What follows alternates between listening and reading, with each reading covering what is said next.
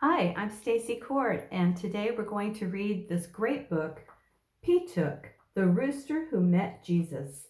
The text is by Carol Houselander, and the illustrations are by Tommy DePaula. The publishing was done by Magnificat Ignatius House Press. So, at the beginning of the book, there's a dedication. Some books have this. It says, "For Mother Placid, OSB." That stands for Order of St. Benedict. So she is a Benedictine nun. For Mother Placid, OSB, who knows about Easter. She sounds like a great person. This page I'm going to read at the end, so stay tuned.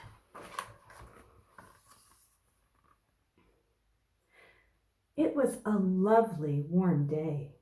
The sky was bright blue, and the clouds were white and fluffy and thick, like balls of cotton. Everything seemed full of color, big, happy colors, like those in a picture book. Even the corn in the bowls was yellower than usual.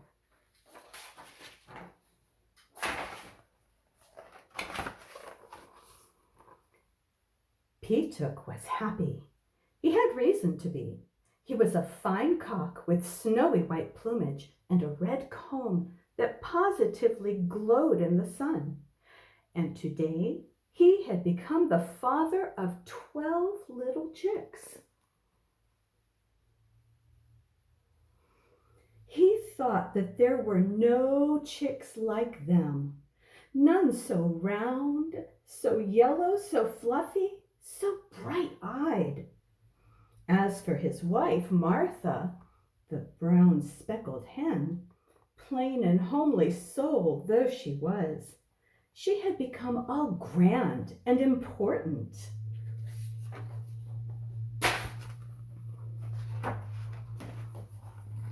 During the past weeks, Petook had sometimes felt a little impatient.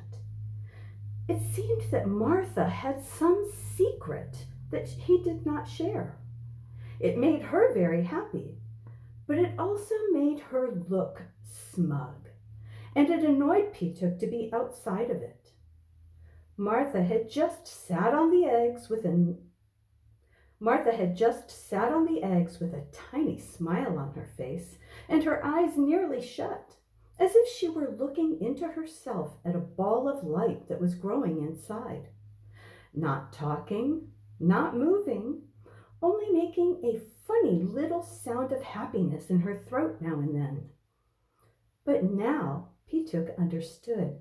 It was he who was smiling, and so bursting with pride and joy that he could not speak.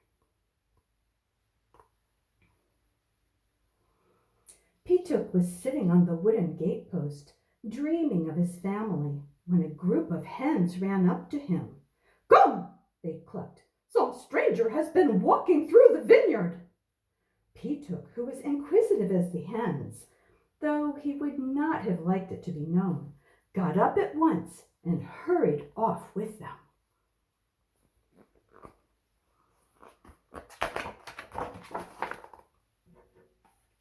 Sure enough, there on the dewy grass beneath the vines were the footprints of a child.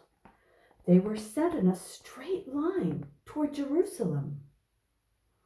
But Petook knew that between the vine and the road to Jerusalem was the chicken yard, and Martha and the children. He began to fly in short bursts of flight back to his family.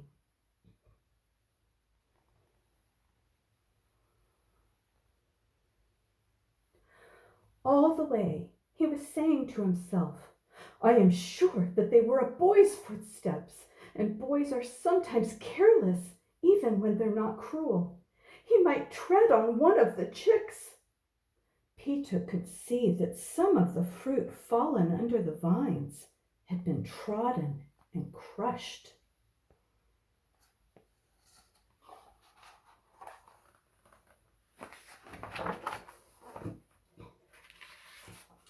When he got to Martha, he knew that he need not have been afraid.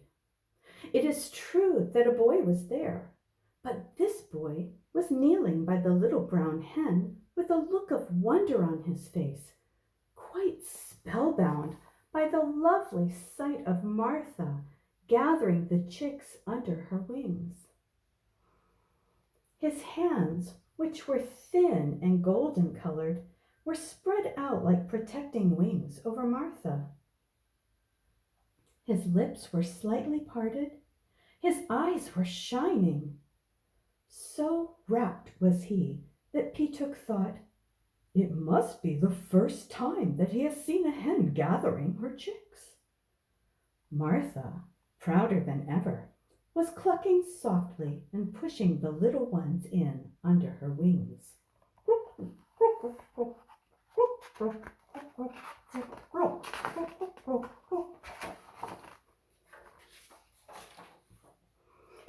Petook preened himself. He strutted up and down and round and round. He noticed every detail of the day, just as people notice every detail in a picture if it is rare and lovely, and one which they may not see again. He noticed how strong-looking the child's slim hands were, that the child's garment was woven without a seam, and that his sandaled feet were stained with splashes of juice from treading on fruit fallen from the vine. Suddenly, for sheer joy, Petook lifted his head and crowed.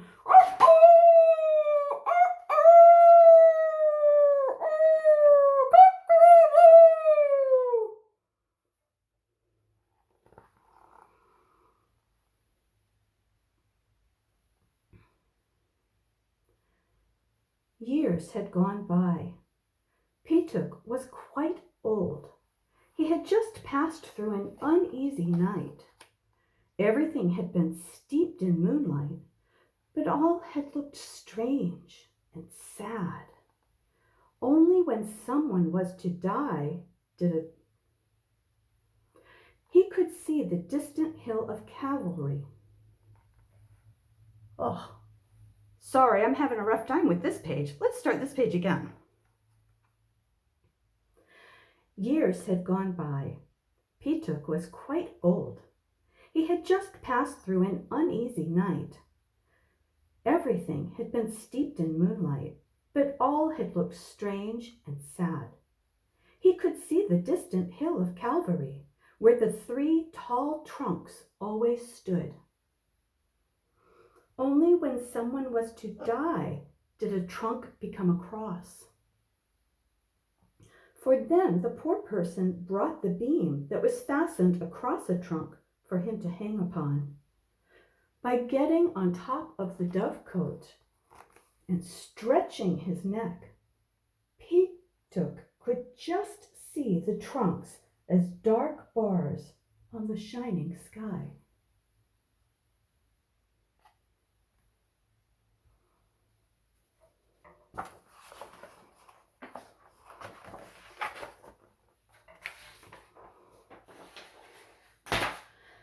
It seemed as if morning would never come. Martha was sleeping on her eggs, and there was no one he could talk to. The moonlight made long, dark shadows on the grass, and the grass was like pale green water. But suddenly there came a break in the sky, and like a red wound, morning came. And suddenly Petook crowed out loud and long, for he felt somehow excited and lifted up. He could not tell why.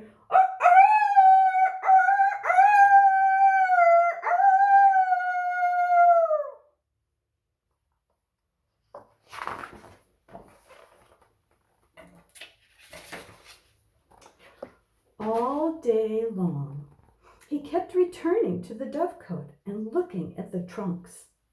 At about midday, or maybe a little after, Petook saw that there was a little smudge at the top of the hill, which he thought must be people.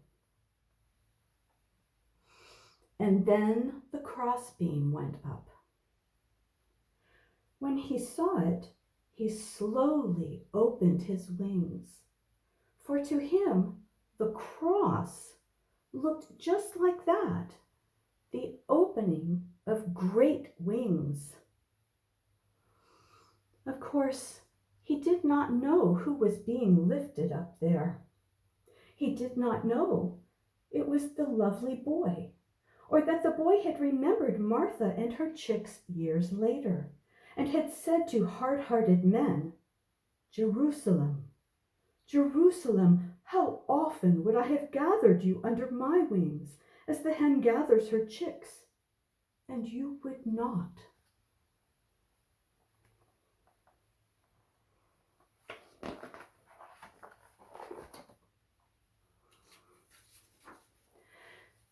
It was 3 days later, a morning cloaked with sunlight as with a garment of golden gossamer. Petook's dark mood had changed. He had a feeling that Martha's chicks would come out of the eggs today. It would be dawn in a few minutes, and the chicks would come. He felt sure of it.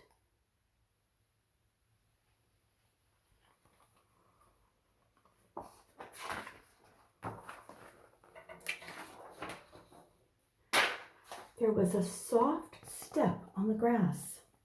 It was the farmer's wife. She loved the chickens, and they trusted her. Now she knelt down by Martha, and the hen did not open her eyes, but made a soft gurgle of greeting in her throat. The woman put her hand gently under the hen's breast and drew out an egg. It was a lovely egg, a soft golden pink color, and it lay in the palm of the kind hand, warm and beautiful. The woman put the egg back, and then she leaned down. She was listening. Petook was listening too.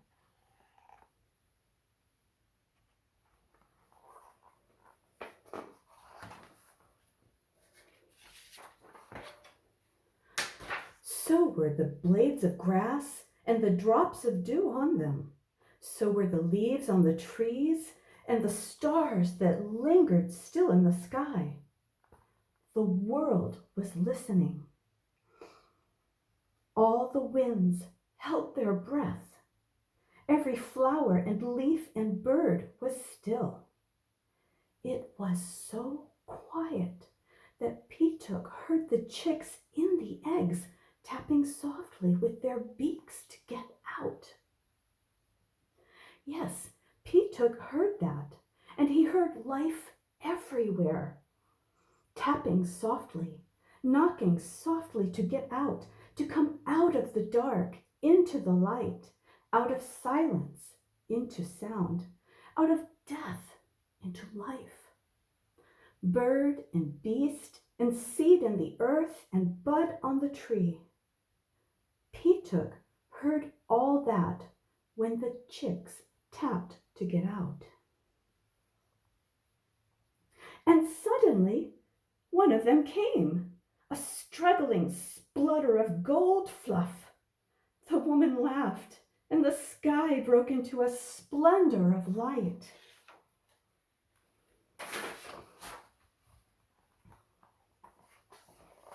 Petook threw back his head and crowed and crowed and crowed. His red comb burned in glory.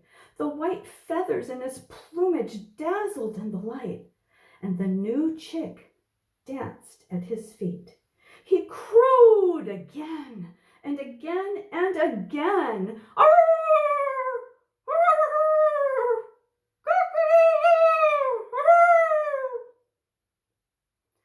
It was Easter morning.